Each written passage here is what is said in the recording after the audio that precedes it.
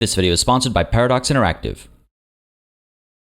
Hey everybody, it's PartyElite, and today we're going to kick off the Europa Universalis 5 Beginner's Guide with a dive into some of the absolute essentials that you need to know before you play.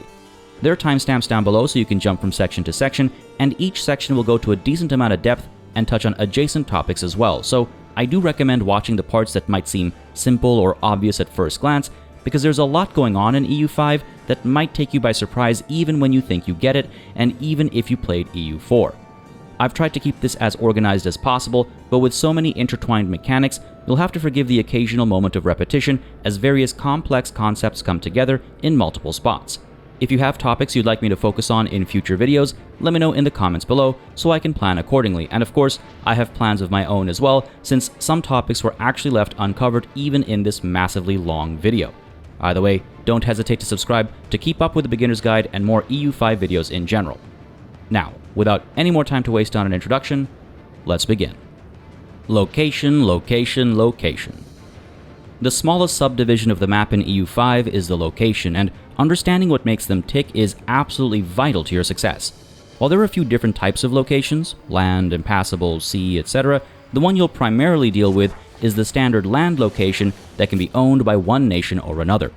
Selecting one gives you a bunch of information about it and presents you with a seemingly endless number of buttons to click. We're going to focus on the most important today. First, each location has certain immutable geographical traits as shown here. These can have an impact on a variety of things, from how large a population it can support to how likely people are to want to migrate to said location, what kind of raw materials can be extracted by buildings at the location, if food is easier or harder to grow, so on and so forth. These factors show up in many areas of consideration, and while you won't always hover over these when making decisions, I wanted to highlight them since they act as explanations to modifiers that might otherwise take you by surprise, and they might influence both micro and macro decisions. For example, grasslands give plus 10% food production, and a coastal location gets an additional 5% food production. So a coastal grassland is a good spot to focus food production related efforts over, say, an inland forest. But rather than hover over these for each location, you can just take a look at the modifiers listed under this food productivity UI element instead to see them all in one place. Other impacted factors are a bit more buried, like the impact on development or, say, proximity, and knowing where these modifiers are coming from could influence which locations you focus certain efforts on, like if a location has any hope of being taxed efficiently or turned into a breadbasket. Apart from these, the province that a location belongs to, and the location's name, pretty much everything on this screen can change or be influenced one way or another. Additional location modifiers can be found along the side here, for example, reflecting geographical traits of the region that can trigger temporary bonuses and malices, the impact of changing weather, of disease, of decisions you've made like raising levies, or a combination of a location's natural advantages and your efforts to further them, such as with harbor capacity. On the topic of things you can influence, each location has a rank that represents how urbanized it is, from rural settlements to towns to cities, with each rank providing various buffs and debuffs, and you can, with enough wealth, construction material, and population, upgrade between them. You can also downgrade locations if you feel it prudent. More urbanized locations can support bigger populations and the higher strata of society that are needed to work more advanced buildings. What's more, most buildings can only be built in towns and cities, some creating a greater output of goods compared to their rural counterparts, some giving access to entirely new types of goods essential for your nation's future prosperity, some improving the location in intangible ways, and others giving access to whole mechanics you otherwise wouldn't be able to exploit. That aside, the presence of buildings results in employment opportunities, and this is what primarily drives social mobility within a location.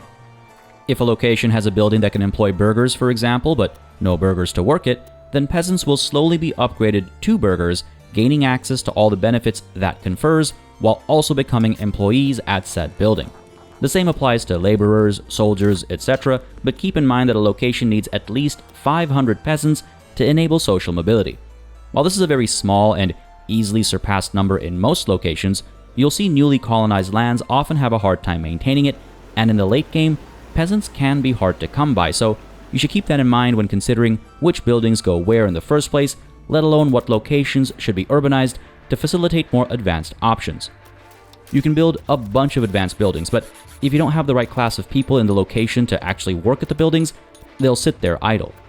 This is also a reason to prioritize population growth and migration attraction in the right places, with improved peasant literacy in a location helping increase the rate at which people upgrade between classes, and with a higher stability increasing this population promotion speed nationwide as well. But going back to talking about location ranks, a city will have a buffed pop promotion speed as well, and they'll allow you to build buildings faster and build more buildings at a time. Towns and cities are both also able to support significantly higher building levels. This is a sum total of not just how many individual buildings a location can have, but also how many times they can be upgraded between them, bearing in mind that individual buildings have maximum levels of their own that they can be upgraded to in the first place. Urban locations can also have a higher potential level of control, which in turn makes them better potential sources of taxes, soldiers, and sailors, while also making them better hubs for social mobility, as well as religious conversion and cultural assimilation. When a location has less than 100% control, all of these aspects will take a proportional hit, and I'll detail this more much later in the video.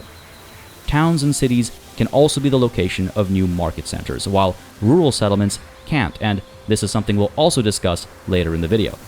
Towns and cities are also able to stockpile more food than rural settlements, but they're able to produce a notably lower amount, and they are also slower to integrate.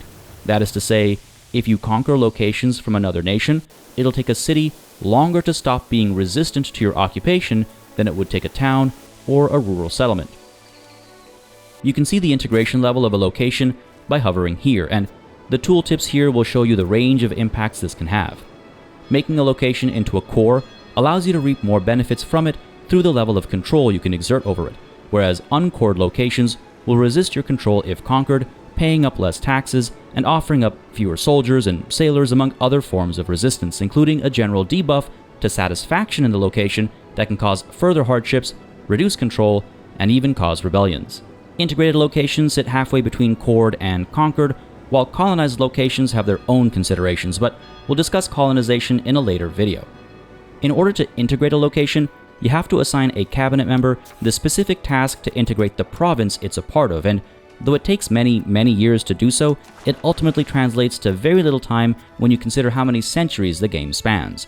To actually make a location into a core, you need to go through this integration process and then also ensure that the dominant culture in the location is neither discriminated against nor simply tolerated. Instead, they must be of the primary culture of the owning nation, or at least be an accepted one. Going to the demography tab in a location will show you the rate at which people are assimilating to your culture and why. Using a cabinet member to assimilate pops in a province will hurry this process along significantly, and you can also click on a culture's name here to go to the culture tab of the society screen, and here you can spend prestige to upgrade a culture's status. There's a limit to how many cultures you can upgrade in this way though, so you'll simply need to accept that some locations will likely remain uncored for generations, if not forever. It's worth noting that if a foreign location is considered a core of yours, you can more easily and cheaply go to war for it, as we'll discuss again in a future video. But I digress. Apart from your rural settlement's ability to produce more food, also tracked in the aforementioned food productivity tooltip, they also have a slight boost to population growth, and they are able to have larger RGOs. So, while an urban location can support significantly higher building levels, rural locations can support significantly larger RGOs. Now, you might be thinking, what the hell is an RGO? So let's talk about RGOs and buildings. RGOs, or resource gathering operations, represent a category of workplaces that produce raw goods through mining, forestry, farming, etc. Each location has a single raw material associated with it, and there's a map mode dedicated to seeing them, ranging from various types of food to luxury goods to metals and more. These raw materials can be used to manufacture more advanced goods, to generate wealth through trade and minting coins, or to feed your population and make money through the sale of surplus food. The most efficient way to acquire these raw materials is through RGOs built in a location that has them. Again, each location has a specific raw material, and depending on other properties of the location, you can expand the RGO that gathers this raw material to a maximum level, with each level requiring 1,000 laborers to operate at full efficiency. You'll often go chasing after locations through conquest or colonization or subjugation in order to gain early access to its raw material for various reasons. When you click on these buttons, as long as you have enough money and the required construction material to do so, you'll start building an upgrade to the next level. It's worth noting that when building anything in EU5, building costs are determined by the price of the required construction materials based on supply and demand. Building is an integral part of the game, so a great way to save money is to prioritize the acquisition of lumber, stone, masonry, and other such construction material. It might save you 20 ducats here and there, but on the high end, it can save you hundreds. And sure, lumber isn't glamorous, but the savings will allow you to do more, faster, as money is such a potential bottleneck in EU5. You don't have to produce these construction materials locally, by the way. You can import them, as we'll discuss later, and in fact, you might opt to create temporary trade routes for periods of construction to specifically lower costs only when you need it, but this can be unreliable at times. Back on topic though. Hovering over these buttons shows you what the impact of such an upgrade might be when fully employed, with nested tooltips providing more details on certain matters. Remember, even if you don't currently have laborers available at this location, your peasants, as long as you have over 500 here, will slowly upgrade over time to fill out the role. If you hover over the raw material icon itself, you'll be presented with details about it, and this tooltip is the same for all goods. You can see the various ways in which a good can be produced, and where it might get consumed, and more details like supply and demand that we'll discuss later in the video.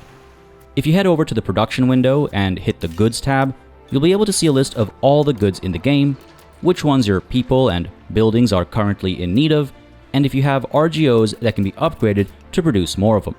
Use the search bar, it's very, very helpful. The RGO column here shows how much the highest potential profit per level is when considering this RGO across your nation, and clicking through any one of these gives you a list of all RGOs for that good across your nation. This is probably the most convenient way of finding RGOs in a big nation, and you can even filter by market since needs, use, cost, and profit are separated by market, as I'll explain later in the video. Clicking directly on the map with the Goods tab open also lets you build RGOs quickly, easier for a smaller nation than a larger one. It's worth mentioning that a limited number of these resources that come from RGOs can also be acquired, albeit much less efficiently, with regular buildings, depending on a location's geographical traits. You can't build a lumber mill where there's no wood to be had, for example, but some raw materials can only be had through RGOs. This Goods tab shows you what can be obtained through buildings and for what highest profit. Clicking through shows you which various building options you have for said good, and clicking through further shows where that specific building can be built. If you specifically want to build buildings instead of RGOs, you can switch to the Buildings tab and search for the relevant good here instead. But why build a building when RGOs are more efficient? Well, for one, sometimes a location has one raw material as its RGO, but buildings allow it to produce other raw materials as well. To do so, the building requires some good or another as an input to work. So that means a lumber mill, for example, will stop working if there aren't tools for it to use, or an apothecary needs either both wild game and fiber crops or mercury and ivory to produce medicaments. Some of these can be hard to come by, whereas an RGO and some laborers can get the job done much more easily as long as you have a location with the medicament's raw material. And if you don't, maybe you go conquer or colonize one, or yeah, you have to rely on a building instead. But as I said earlier, there are more advanced goods and more intangible elements that can only be obtained through buildings. Literacy, control, unrest, and countless other important factors can be impacted by buildings, including your ability to trade, as we'll discuss later. And all of these intangible elements can also be searched just like goods using the search bar up here. Buildings also provide your nation with sailors and manpower to use aboard your ships and in your professional armies and in exploration expeditions to unknown parts of the world as well. They can also make the actual equipment needed to recruit said soldiers and ships, and some can be built in foreign locations under specific conditions to reap additional benefits. Selecting a building and then hovering over the plus sign will, like with RGOs, show a bunch of information, some of which again we'll cover later. But you'll notice here that rather than laborers, buildings will sometimes need burghers, nobles, soldiers, or something else entirely.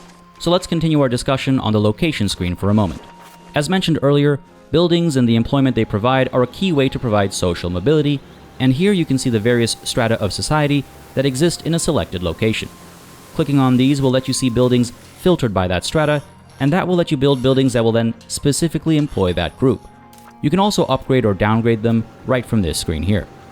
Note, however, that if a certain strata of society isn't at a location, they won't appear here. So if you have a location without burgers, for example, but you want to get at some, you'll need to use the production window, filter for burger buildings, and then place one at the location. If you want productivity quickly, you'll want to build buildings where people of the right strata are already available to employ, but if you're trying to enable social mobility, you might not mind how slowly the building finds its employees because your priorities are different. Though it is worth noting that faster maximum productivity ties into faster tax earnings. To see how much additional taxable wealth a building will generate, you just need to consider how much profit it'll make, a number influenced by the cost of input goods, the demand for and price of the output goods, and market access, as we'll discuss in just a little bit. For now, just note that buildings and RGOs in a location with 0% market access will generate no profit and so nothing for you to tax. Also note, you're not the only one building buildings. Given the right privileges, often by default, your population will spend its own wealth to build. Allowing people to get rich by taxing them less then does sometimes come with potential benefits. You can head to the Government Window's Estates tab to see how the various groups are planning on spending their wealth once they accumulate enough. Sometimes these will be to your advantage, while at others, they might actually hurt your plans. And these people's building plans aren't necessarily tied to their own employment. Commoners, for example, might build scriptoriums that employ clerics. But if the people want books, they want books, and that's one of the key reasons for building buildings or RGOs in the first place after all. Your people will have needs, and fulfilling them will keep them satisfied, which then impacts a variety of local factors like control, prosperity, food production, so on and so forth. Keeping needs cheaply available through oversupply will also help enrich your populace as they have to spend less of their hard-earned money fulfilling these needs. Apart from people, buildings have needs too. Like a lumber mill needs tools to produce lumber, so too does a scriptorium, for example, require dyes, paper, and lumber to make books, and a papermaker's guild that makes that paper itself requires lumber and either leather, fiber crops, or cloth to produce varying amounts of paper with varying profit margins based on the availability and cost of the raw materials. What you're seeing here is a list of production methods, and some buildings only have one option, while others will have a few. You can use the Automation tab to automate how buildings pick and choose between these, but it's good to know what all this means. Every production method has an input and an output, with different options requiring or producing different ratios of sometimes different goods. In some cases, you might see harder to acquire input goods be a more efficient option, and that gives you a reason to try and acquire that hard to acquire input good in the first place. If input goods of a selected production method are missing, some buildings can continue to operate at severely reduced efficiency, but others will grind to a complete halt. For example, even though naval supplies guilds only need a marginal amount of tin, they can't do anything if they don't have any on hand, and this can then severely hurt your ability to build a navy or explore.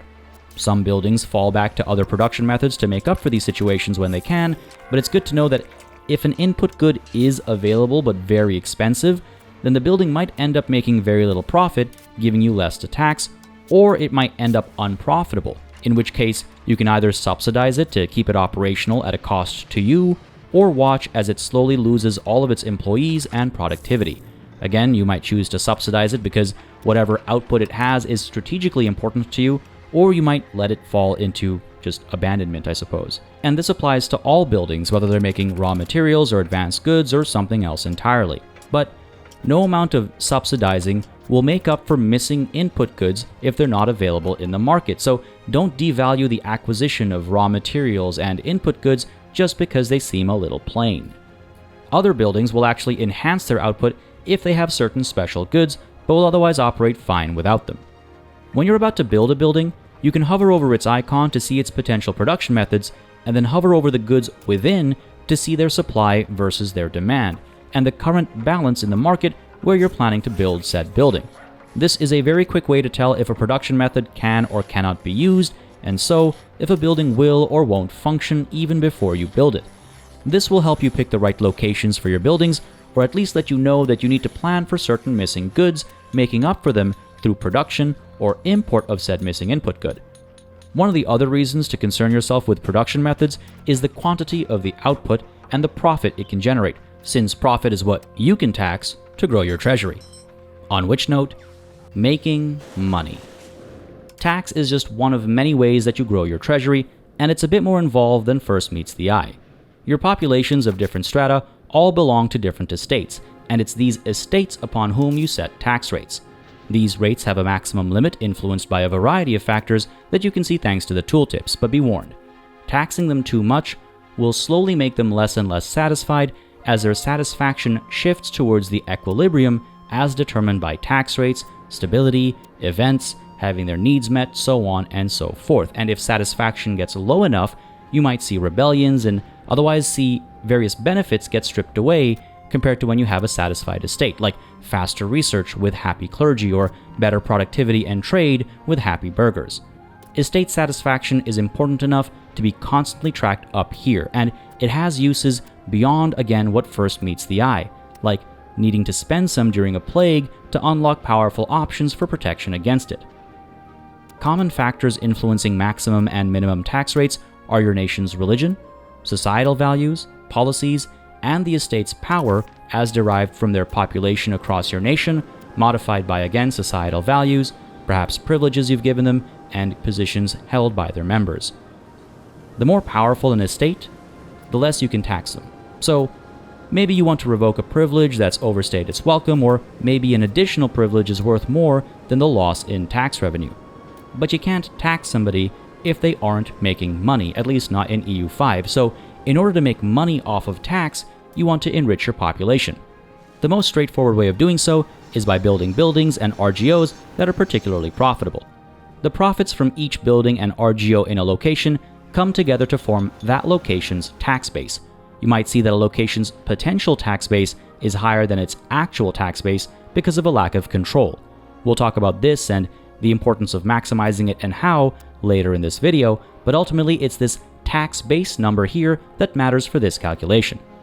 This number is split among the estates present in the location, and it's that share that you tax at the rate that you set in the balance screen. Bear in mind that it doesn't matter which building is actually making the money and who it actually employs. Regardless of that, the profits all get pooled up and split between the estates based on their population in the location. And what's more, estates higher up in society will claim a larger chunk of this tax base per capita than somebody lower down, and typically, those people higher up in society will also pay less tax. So that means that the ideal location has a huge tax base, and the population is largely those who you can tax heftily, likely burghers and commoners. While this isn't common, it's not exactly rare either, and you can use it to maximize your earnings from a location's growing tax base resulting from additional productivity. And remember, it's not just about more buildings making more money, but also about production methods and the profit margins of the buildings. Maximum profit comes from making a good that is in high demand and low supply while using goods that are in high supply, and we'll touch more on this in the next section. Let's turn our attention for now to minting. This is the process of turning gold and silver into coins and literally adding them to your treasury. Naturally, you can't just mint infinite money. The biggest your output can get per month is determined by your tax base and then modified by a variety of factors and choices like government reforms. But even before that, there's a minting threshold that, when crossed, will start to generate inflation per month.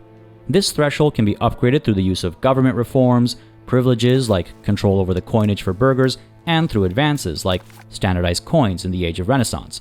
What's more, you can use similar ways of reducing the base monthly inflation rate, which in an indirect way further increases the threshold as you're able to offset the monthly inflation growth that kicks in when you first cross the threshold. If you let inflation grow too high over time, you'll really start to feel it. It impacts the price of everything. Your people will have a harder time affording things, buildings will become more expensive to build, manufacturing will become pricier, making buildings less profitable. It's really not a good time. Setting minting back down will start to reduce inflation over time very slowly if you do find yourself in this mess, but it's worth noting that some special opportunities are only available to you if you have at least a little bit of inflation. Parliament debates about inflation, for example, don't happen if there is no inflation to debate about. Politics and economics aside, there's the fact that you can't mint if you don't have the raw materials to mint with. You either need to produce or import gold and silver, and the more you're trying to mint, the more of both you need. Having only one will literally slash your minting output in half, but these resources are a double-edged sword. If you're producing too much of either, you'll actually cause inflation, gold causing more than silver. So in some cases, you really need to keep an eye on your numbers here to make sure everything is nicely balanced. Minting is often set lower than it can be right at the start of a game, so make sure you go to investigate that right off the bat, and keep in mind that if you secure the resources and the right buffs, you can mint a lot of money as the game goes on.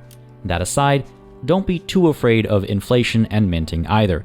If you find yourself in desperate circumstances, sometimes it's okay to take on a little bit of inflation.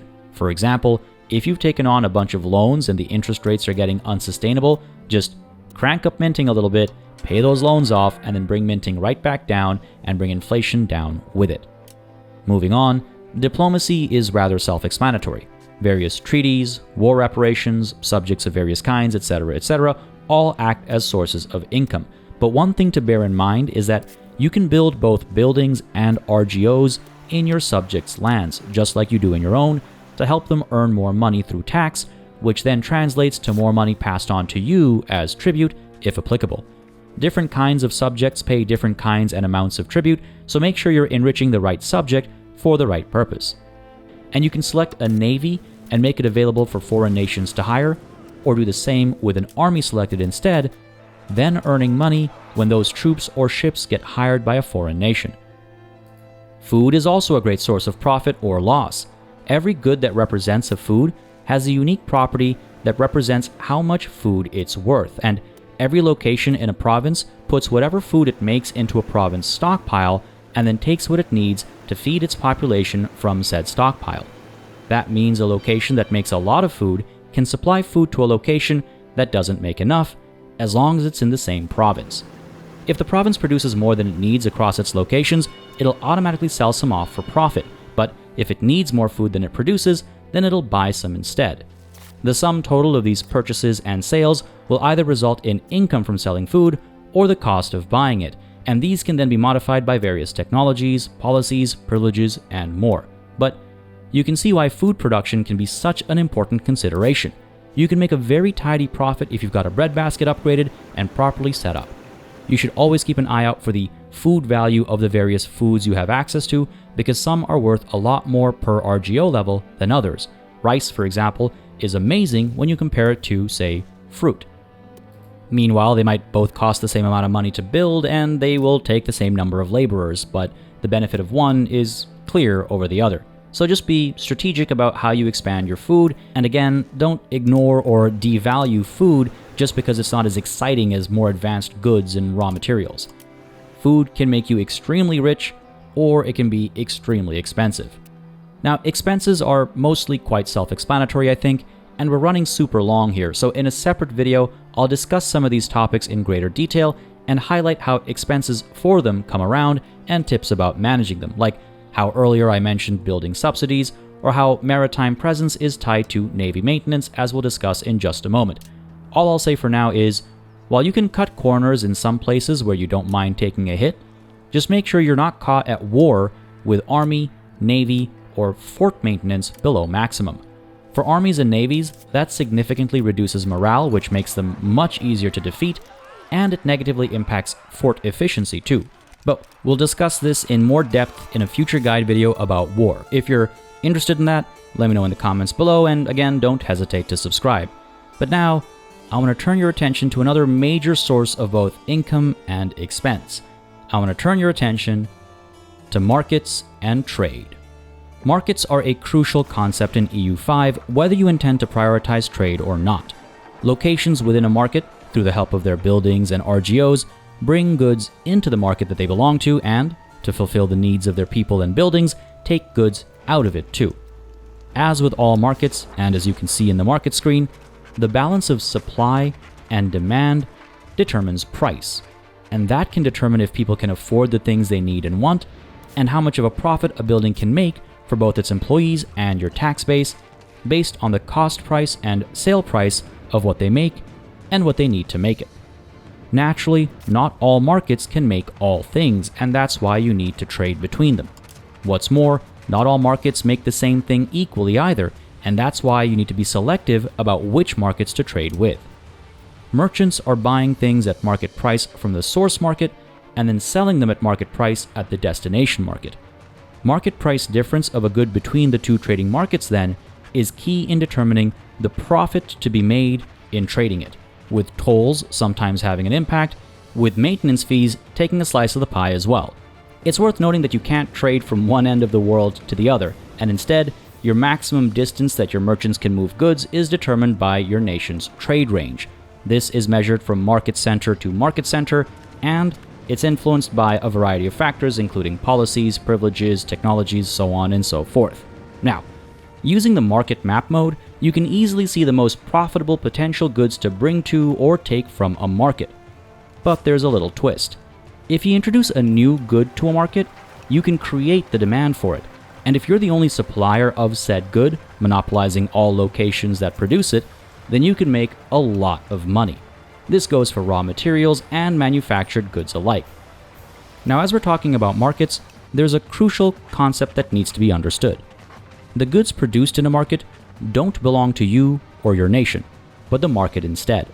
Your people and buildings don't only have access to the goods produced in your locations within a market, but have access to goods produced across all locations within that market, regardless of which nation owns the individual locations.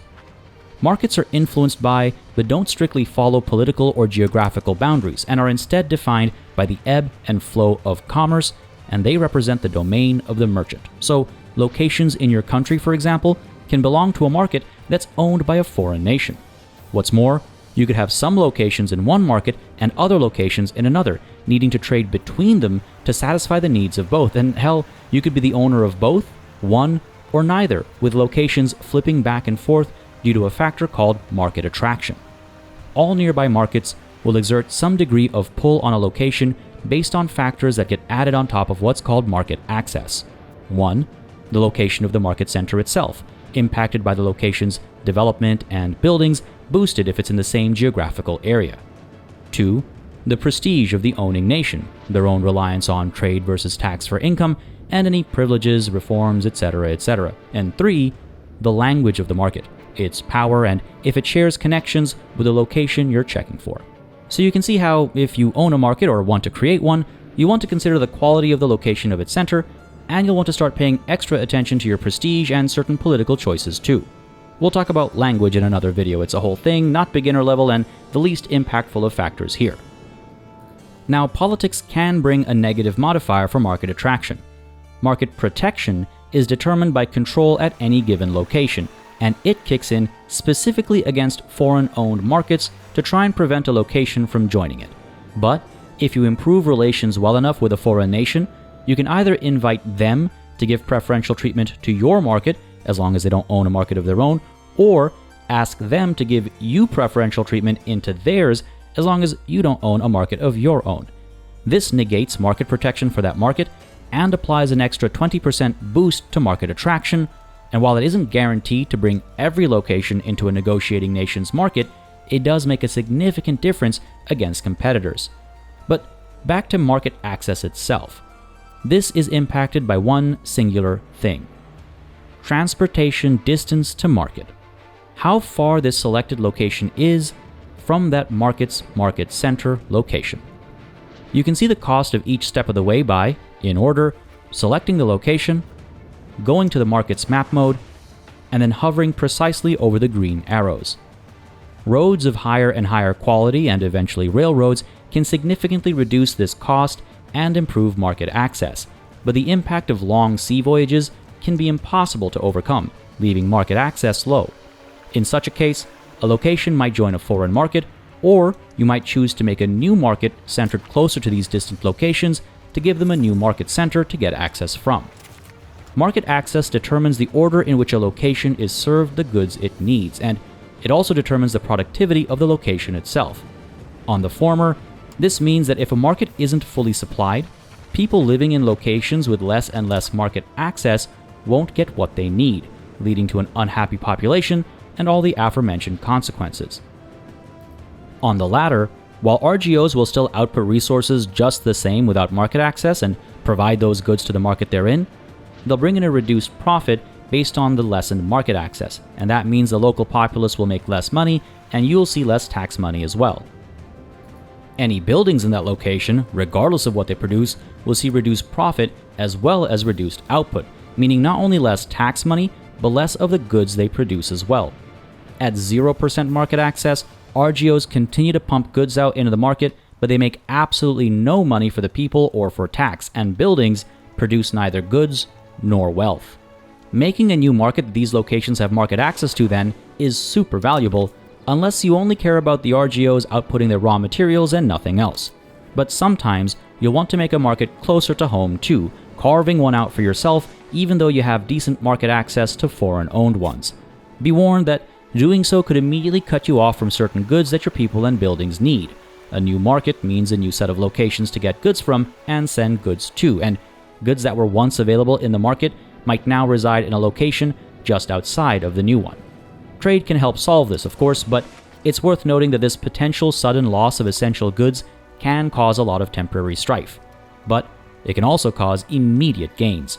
When you create a new market, you select a location and then right-click this button here to determine its market center, and that means market access for some of your most valuable locations might actually skyrocket, which in turn increases their productivity and profits, and so the wealth of your people and your tax base. Just using one of my own playthroughs as an example, take a look at Vijayanagar's monthly balance right at the start of the game, before and after creating its own market. And in this test game with Majapahit, you can see my overseas territories in Australia go from making me no money to a little bit of money. With proper development, they'd make me a lot more, but the point is that unless I made a market, I'd be making nothing. Another reason to make your own market, or I suppose pursue the conquest of a location that holds a market center, is that ownership of the market center gives your merchants an upper hand, bolstering the trade advantage you have in that market. Trade advantage determines which nation's merchants get the goods first. If multiple nations are trying to trade the same good and there's only a limited amount available in the market, the nations further down this list, as determined by trade advantage, are unlikely to be able to perform their trades. So, if you're importing gold from a foreign market for minting, but your trade advantage in that foreign market is low or even zero, you're not likely to be able to import any. Similarly, if you're exporting from a market that you belong to or own, and somebody else with a higher trade advantage is also trying to export that or import that into their own market, you might get blocked from making the trade yourself and any of the money that would come with it. This isn't binary, of course. Sometimes you'll still be able to import or export the good, but maybe not as much of it as you would like. Owning locations in a market and building buildings that increase trade advantage in them, like marketplaces and market villages, is the fastest way to increase trade advantage within a market, with burger satisfaction bolstering trade advantage further. Foreign markets, then, are quite hard to secure trade advantage in this way unless you conquer, colonize, establish subjects, or build foreign buildings like trade offices in their locations. Trade offices, by the way, can also be built in foreign nations of your own market just to give you more ways to earn trade advantage, but also maritime presence, which is the third major way to gain trade advantage. Think of maritime presence as a show of force and control over sea lanes and routes, with applications beyond bolstering trade advantage. It's a value attributed to individual sea locations, or rather I should say sea zones, and again, using the market's map mode, you can see which sea zones are a part of which market. You can also select a sea zone to see if it belongs to a market and who has what level of maritime presence there and why. Maritime presence will typically constantly decay unless you put some effort into keeping it up and increasing, with various ways to do so, including a show of strength, technological advances, policies, and societal values like naval over land. In times of war, a blockade will very quickly diminish maritime presence, and you can use this to, at least temporarily, weaken a rival nation's ability to trade in a market with goods that you want to have dibs on. The fastest way to maintain or increase maritime presence is to build the appropriate buildings in land locations adjacent to the sea zones that you want to increase maritime presence in. Some buildings directly increase maritime presence in adjacent sea zones, like fishing villages at home and trade offices in foreign lands, while others increase harbor capacity, like wharfs and docks, which in turn increases maritime presence in adjacent sea zones. Certain estate privileges can help too, and if you're able to secure sailors, you can also build and use your navy to increase your maritime presence. The ships in a navy all contribute to that navy's monthly impact to maritime presence, with some ships especially good at doing so, like the Majapait's unique Jong. And when that navy is out at sea, all the sea zones within the sea province where it's stationed will all see an increase to your maritime presence, or at least a counter to the decay.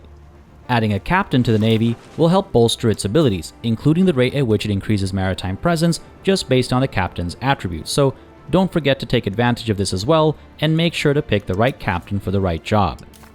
You can tell the navy to patrol the seas to increase maritime presence in all the sea zones within the areas you assign them to patrol the seas in. It'll involve a lot of sitting still, but don't worry, that's them working to slowly max out maritime presence in one sea province before moving on to the next. Doing this will reduce some of the micromanagement in this department, but keep an eye on your budget. Having your naval maintenance lower than max will hamper the effectiveness of your attempts to increase maritime presence significantly. Maritime presence doesn't just directly get added to your trade advantage. Maritime presence will be the primary determining factor of the resulting trade advantage, further impacted by your nation's maritime trade advantage and your burgher estate satisfaction. You might also have caught on that maritime presence is a great way to get trade advantage outside of your own markets without needing to build foreign buildings or improve relations. Plant a navy in sea zones controlled by foreign markets and watch as your maritime presence and resulting trade advantage both grow. Now, while trade advantage allows you to take priority on popular goods in a market, trade capacity is what determines how much product you can actually move. This is influenced by advances and language matters as well as political decisions, but above all, buildings like market centers, marketplaces, wharfs, fishing villages, and trade offices will increase this capacity, while establishing trade routes will take from it, consuming more or less for as long as a route is active, depending on how much of a product you intend to move along a route. You can allow the AI to manage all of your trade capacity across your markets, but I would recommend actually just allowing it to manage some of your trade capacity on a per market basis and leave some of it in your own hands for more strategic trades. The automation can find great moneymakers, but it doesn't necessarily prioritize pop or building needs, nor does it know your greater strategy. Maybe you're hoping to import some raw material even at a loss just to become the primary producer of some profitable manufactured good that it helps produce. Maybe you're trying to create a surplus in your market to really drive down the price of something that you don't produce to increase profit margins of something you do produce, ultimately increasing your tax base. The automation won't know, so you need to set that import yourself. And maybe you really want to rush the acquisition of an institution and are willing to import from a market at a loss in order to do so. That's highly advisable and actually a key reason to place market centers within the trade range of Italian and Egyptian markets, especially Mecca, and then trade with them. But the automation doesn't know this. Now, I'm going to do a quick aside over here because the acquisition of institutions is absolutely vital, as institutions gate access to technologies from relatively early on, actually, and trade is perhaps the most efficient way to acquire these institutions for almost all nations. See, if a foreign market center location has embraced an institution, specifically importing from that market will bring that institution to the importing market's market center very slowly over time for as long as the import continues at a higher rate proportional to how much you're importing from said market. Building a library, researching texts like classic scholasticism, improving development and satisfaction, adding more imports and exports to the market, and allying with nations that have embraced this institution will all help speed the process along, but that initial import is essential to kick the process off. Once an institution is fully present in a market center, it slowly spreads to all locations within that market, influenced by the same factors that I just listed on a per location basis. This is also perhaps a reason to join a foreign market. Their market center might already have embraced an institution that you want to get a part of. Once enough of your population lives in locations that have the institution fully present, you can rush embracing it and unlock parts of the tech tree. Or you can hold off, as it'll get cheaper as more and more locations get the institution. But I'm getting caught up in the trade of ideas rather than goods and cold hard cash. So, back on topic, don't use the trading tab to find trades. You may as well be going with full automation. Instead, use the market map mode to see what nearby markets desperately need and try to produce them so you can supply them, or try to find supply in other markets that have them and establish yourself in those markets as described earlier to become the supplier. While this view gives you a quick read on the most and least available goods within a market, clicking on a market will allow you to see the balance and price of each individual good and determine accordingly if the selected market has a deficit of a good and needs to import it, or has a surplus of it and should try and export it instead. However, unless you have trade capacity in this market, you can't actually initiate a trade from this screen. Instead, you have to go back to a market where you do have trade capacity and then either choose to import from or export to that market that you just scouted out. But this is all financial, obviously. I'm looking at things from a purely economic perspective. If you decide you need a good purely for strategic purposes, you might not care about scouting out good markets and looking for good numbers, and instead just search that good out specifically in the relevant market that you're trying to import it to or export it from. Either way, once you've found an appropriate good, you can choose to export it from a market based on projected profit per spent trade capacity, or import it accordingly instead. You can, of course, import the same good from multiple places or export the same good to multiple places too. The quantity of goods shipped is capped only by your trade capacity and the amount of surplus of that good in the exporting market. Different goods require different trade capacity per unit to reflect their bulk, and keep in mind that this profit listed here is per one trade capacity, not per item. But also keep in mind that you don't actually get all this money. This is the total profit, most of which goes to your merchants. Your crown power is what determines how much of this you skim off the top and add to your own coffers. So, if you're primarily a trade nation, try to keep your crown power up, minimizing estate privileges, maintaining a high legitimacy, putting the right people in the cabinet, building a sergeantry and royal court nice and early, so on and so forth. But don't be discouraged by this. Trade income can support entire empires. Trade can be used to generate a profit, to fulfill an immediate need, to fulfill a step in a production chain, to keep buildings running, to make construction cheaper through the import of construction materials, and even to advance your nation's institutions and technological capabilities. Now, let's end things today back on the location screen right where we started and discuss some of the more intangible aspects that are of vital importance to a nation. Control, proximity, development, and prosperity. Control represents the amount of authority that you are able to exert over a location, which in turn impacts a bunch of factors that you can see listed here. Having a higher control is more about reducing debuffs than it is about securing buffs. Market protection at 100% control is nice, but the real thing you're worried about here is the relationship between reduced control and the reduction in how locals are able to fill buildings belonging to higher strata of society, the reduction of how quickly locals adopt a favored religion or culture in your nation, and above all, the potentially massive reduction in how many soldiers a location provides and how much taxes a location pays, with the former being important for nations on the warpath and the latter being particularly important, well, always. As we saw earlier, regardless of what a location's potential tax base is, any amount of control less than 100% reduces how much of that potential you're actually collecting. This means many things, but two most vital among them. First, you're literally losing money when you don't have 100% control, and second, since it's impossible to maintain 100% control across your entire nation, you need to prioritize, especially in the early game based on this calculation. Losing 50% of 3 ducats isn't as bad as losing 50% of, say, 11. Control always trends very slowly towards a location's maximum control value. This maximum control value is derived from a few different factors, some of which we touched on earlier, like being a core or being integrated. This is a good example of why you might want to invest in coring or integrating a specific location. If it has a very high potential tax base, the time invested in coring it could pay returns real fast. One of the fastest ways to increase both max control and control at the same time is with the help of the Increase Province Control Cabinet action. This increases max control for every location within a province, and it also increases the rate at which the current control level increases per month significantly. Selecting this cabinet action allows you to choose a province with, at the time of this recording, this list showing the effective tax base in each individual province and location within, rather than the potential tax base, which I think is more important to have immediately visible here, since that's what you actually care about. You want to see where the highest potential tax base is, so you can maximize control at those locations.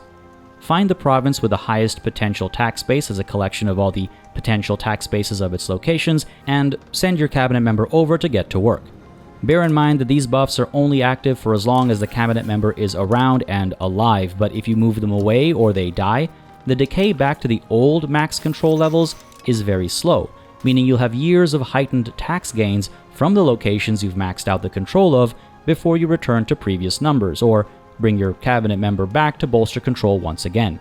But while this is a relatively fast way of increasing control and max control, it's only around again for as long as the cabinet member is, plus the decay time after they leave. Less temporary methods must be pursued for the longer term in parallel. Cities and towns will have certain buildings that they can build to help increase the max control number. Temples in the early game, minting offices in the late game, and various other unique buildings locked to various nations. Otherwise, keep an eye out for government reforms and laws that might impact control. Hovering over the control tooltip is the fastest way to spot some of these if they're already active, but if they're not, make sure you don't take them on without understanding the consequences here. Population satisfaction below 100% will also reduce maximum control, and while it's extremely difficult to secure 100% average satisfaction, you should do what you can to keep it from dropping too low. Having friendly armies in a location and province will also have an impact on control, but another highly impactful way to increase maximum control is also among the hardest. Proximity represents the perceived distance between a seat of power, like the capital, and the currently selected location. I say perceived because, apart from assigning a new city as your capital, you're obviously never going to be able to actually physically move a location closer to anywhere else. What you are able to do, though, is make it feel closer.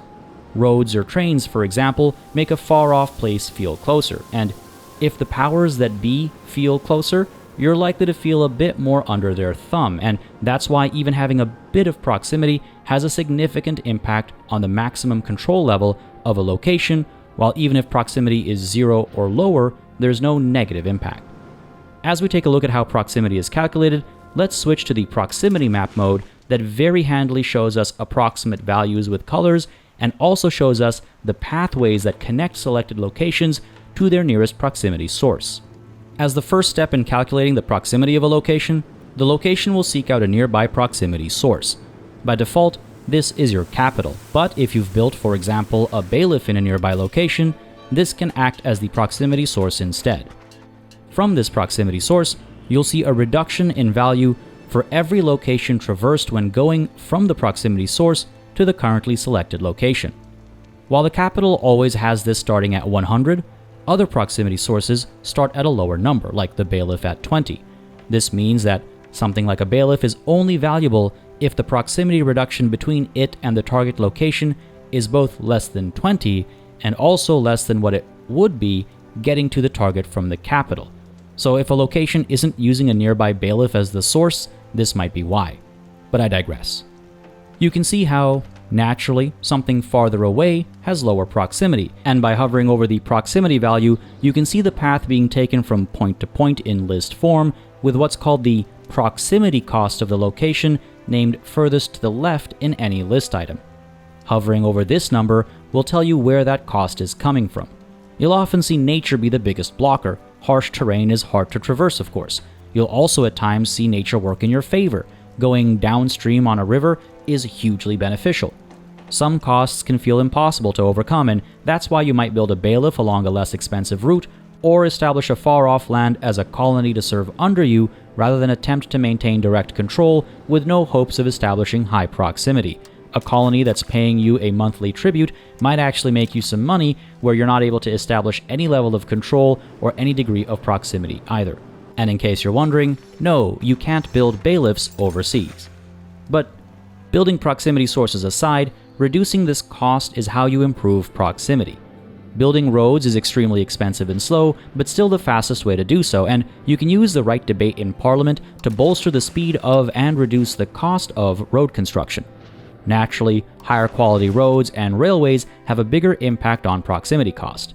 Building bridges can help reduce proximity costs of locations with rivers, and building anything at a port city that increases harbor capacity, like a wharf, will reduce the cost of going from land to sea or from sea to land at that location. You're ideally first investing in harbor capacity where there's already some natural harbor suitability, as chances are that these will always be the optimal ports of entry and exit off and onto the water, regardless of what else you build in any other location. The increased harbor capacity will reduce the proximity cost as described just moments ago, but it will also increase maritime presence in adjacent sea zones. When it comes to calculating proximity cost from sea zone to sea zone, your maritime presence in said sea zones has a significant impact. A maritime presence of 50% in a sea zone, for example, will have the proximity cost it puts on the table, so you really should prioritize improving this as described in the previous section. Beyond all this, there are at times some nation-specific policies and privileges to keep an eye out for as well, and sometimes there are societal values to consider too. As your nation becomes more centralized, you'll see a reduction in proximity cost across the nation. Similarly, your focus on land or naval societal values will impact proximity cost via land or sea accordingly.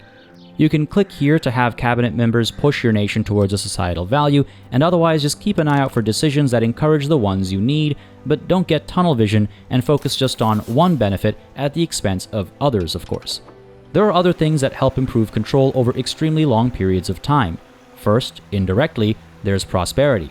I wouldn't say this is something to pursue as much as it's good to know. A place will naturally gain prosperity over time, though average satisfaction less than 100% will reduce the rate of this increase, while various policies, privileges, and event decisions will push it up or down, sometimes rather significantly. A cabinet member can help a place with prosperity below 0% recover back up to 0% quickly, and this can happen due to diseases and disasters and other such events. A more prosperous place will attract more migrants as well. It'll also grow population more quickly and help your characters live longer, but most relevant here is that it'll increase the rate at which development increases each month. While this number feels absolutely tiny here, it will add up over time, and high development has fairly broad consequences. There's a cabinet action to help develop provinces too, and yet again, despite how small this number looks, it adds up much faster than you think. As you can see, there's a lot that can impact development, from laws and policies to geography, the presence of roads, so on and so forth, and among the impacts of development, even at a tiny amount, is the reduction in proximity cost. So, you can see how prosperity, through development, can impact proximity cost over long stretches of time. Development impacts a lot more. Much of this list is self-explanatory, I think, but what's worth highlighting is that, again, even a tiny amount of development, like we have here in coal, which I'm surely mispronouncing, can make a notable difference over time, and as the number gets higher, like at the City of London, we start to see massive increases to the very same factors. So don't underestimate the value of increasing development by 0.00 something or other per month. It's useful in both urban and rural locations. Like, I hope this guide was useful. Folks, this is probably the longest guide video I've put out ever. I hope you found it valuable. I hope it was useful. If you have any additional questions about any of the topics covered here today, please don't hesitate to ask away in the comments down below. And if you have requests for topics coming in future videos, let me know down below in the comments as well. I already plan on covering certain aspects like diplomacy and war in a future video, but I'm sure there's a lot more that you're curious about right now. Again, if you found this useful, let me know, hit that like button, and if you want to see more EU5 content, maybe consider subscribing too. But for now, as always, a massive thanks goes out to all of the channel members and patrons who've been supporting the channel on a monthly basis. Y'all keep us alive and running smoothly. And of course, a big old thanks goes out to each and every one of you for watching. Until next time, cheers.